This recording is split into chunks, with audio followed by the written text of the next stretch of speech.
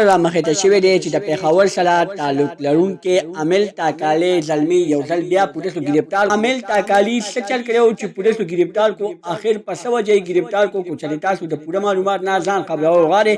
اوس پورې چې زموږ د چینل مخه نوی سبسکرایب کړئ خو موږ زموږ د چینل مخه سبسکرایب کړئ تر نشان څخه مخه وخه چې زموږ خلیا باندې معلوماتي ویډیو تاسو ته په اسانۍ سره ملاويږي عامل تاکالي د پیښور سره تعلق ساتي عامل تاکالي د نن یو کال مخکې پولیسو گرفتار کړو چې په هغه باندې عامل تاکالي پولیسو ډیر زیات خلکو شرمولې وو د عامل تاکالي نه کپړې وباسلې وي او بربندي په جیل کې ګیر کړو بیا هغه ویډیو پولیسو په سوشل میډیا باندې لیک کړی و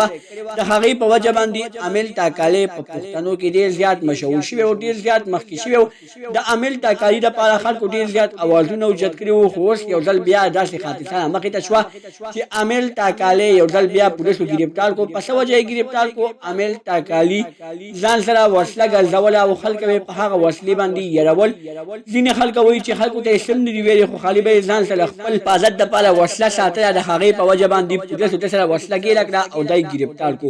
پولیس وایي چې مونږه عامل تاکالي مونږ ته پته نه و چې دا اوس په کم ځای کې دی او څه کارونه کوي او په مونږ باندې د پیښور په پښتخله تانه کې په عامل تاکالي باندې یو راپور درج شو او په هغه کې ویل شو چې عامل تاکالي نن سبا ځان سره وسله ګرځوي په هغه وسله باندې خلک يروي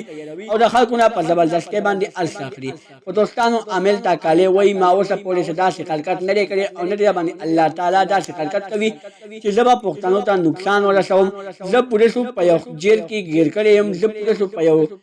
کار کې را گیر کړی يم پته نشي چې نمونه پولیس غواړي د دې مخ کې پولیسو ډیر زیات شرمولم اوس چې چلتا پولیسو شرمولم زما په سره پورا عوام را پاسي او بیا به زما لپاره आवाज اوچتوي دوستانو دا د عامل تاکالي نوې تازه خبر کو زموږ دا ویډیو غوښشي وي زموږ د چینل مخه سبسکرایب کړئ تر نشان څخه مخه وخه چې زموږ خلیا باندې معلوماتي ویډیو تاسو ته په اسانۍ سره ملاويږي والسلام